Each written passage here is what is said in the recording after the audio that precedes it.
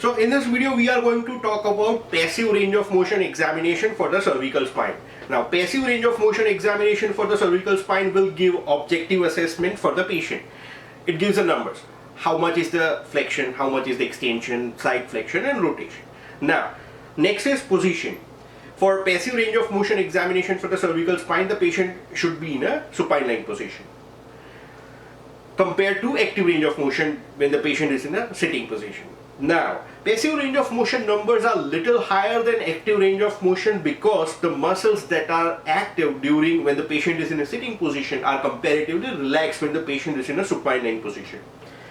Next is overpressure. Overpressure is very important, where active range of motion, when you check active range of motion, at the end ranges of active range of motion, if you apply overpressure, will not provide any true impression about the end feel. But passive range of motion examination at the end ranges of motion, when you apply overpressure, will give a true scenario about the end feel. Now, end feel for the all cervical spine movements, flexion, extension, side flexion and rotation should be a solid tissue stretch. To check the end feel is very important. If the patient has age-related osteoarthritis or wear and tear, the end feel is little hard. Or if the patient has spasm in the cervical musculature, examiner should feel a little catch.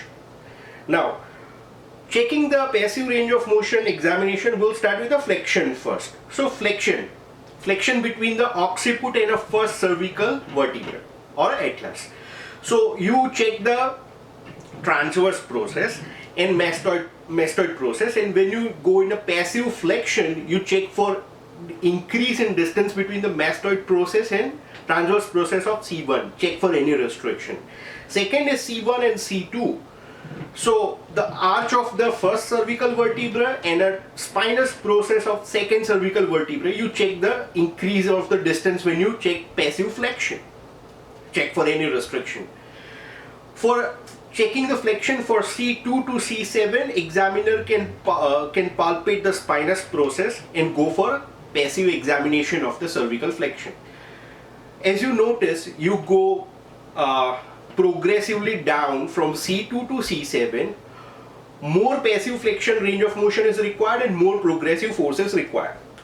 Coming back to extension. So when you check extension, in passive range of motion, C7 vertebra doesn't move, the vertebra prominence.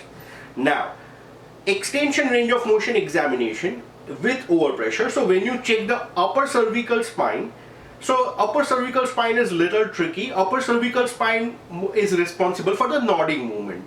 So nodding movement, and when the nodding movement, you go in a little bit of extension, so 45 degrees of extension, and then examiner applies the overpressure.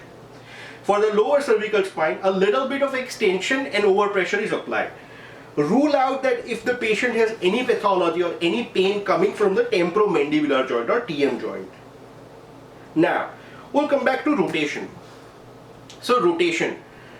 For occiput and C1, so you palpate the transverse process of a first cervical vertebra. How you palpate the transverse process of first cervical vertebra? You put your finger on a mastoid process, palpate inferiorly and anteriorly.